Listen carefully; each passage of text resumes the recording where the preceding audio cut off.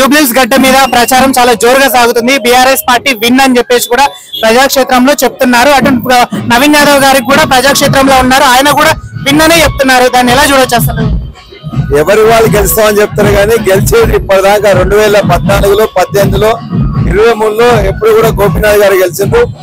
గోపీనాథ్ గారికి ఉండాల్సిన 5 ఏళ్లలో 2 సంవత్సరాలు ఆయన బతుకున్నాడు కాబట్టి ప్రజలందరూ డిసైడ్ చేసిండ్రు. మాకు బ్రహ్మాండమైన సేవలు చేసిండ్రు కాబట్టి గోపీనాథ్ గారికి, అదేవిధంగా 10 సంవత్సరాలు చేసిన కేసీఆర్ గారి నాయకత్వంలో బీఆర్ఎస్ కేయాలని నిర్ణయం అయిపోయింది. ఇవాళ విన్నింగ్ అనేది ఇష్యూ కాదు, మెజార్టీ గురించి మేము ప్రయత్నం చేస్తున్నాం. ఇక్కడ ఇంకోటి ఏంటంటే ప్రచారం చేసే క్రమంలో కూడా కొన్ని కేసులు ఫైల్ చేయడం అనేది జరుగుతుంది.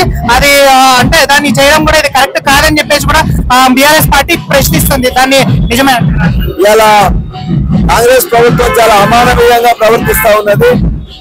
చిన్న పిల్లలైన గోపీనాథ్ గారి పిల్లల మీద కేసులు పెట్టింది, వారి భార్య మీద కేసులు పెడతా ఉన్నారు.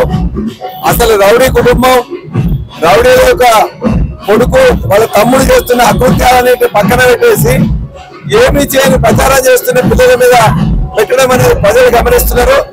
ఖచ్చితంగా అది ఆలోచించే చివరికి సమాధానం బుద్ధి ఖచ్చితంగా చెప్తారు. అంటే ఇప్పుడు మీరు సునీత గారి గెలుపు కోసం కూడా అహర్నిశలు కష్టపడుతున్నారు. సో ఆమె భవిష్యత్ కార్యాచరణ ఎలా ఉండబోతుంది? ఇంకా ఉప ఎన్నిక కూడా ఇంకా కొన్ని చోట్ల కూడా ఉప ఎన్నికలు వచ్చే ఛాన్స్ ఉందని చెప్పేసి కూడా అంటున్నారు. గోపీనాథ్ గారి అడుగుజాడల్లో ఆమె నడుస్తుంది, ఆ యొక్క డెవలప్మెంట్ ఇక్కడ చేస్తుంది. వారికి తోడుగా మేము అందరం కూడా ఉంటాం. రేపు దీంతో పాటు ఇది ఒక భూమిక కాబోతుంది. వచ్చే 10 ఉప ఎన్నికల్లో కూడా ఇది గెలుపు తర్వాత వాటి తర్వాత ఒక్కొక్కటి గెలుచుకుంటూ పోతుంటాం.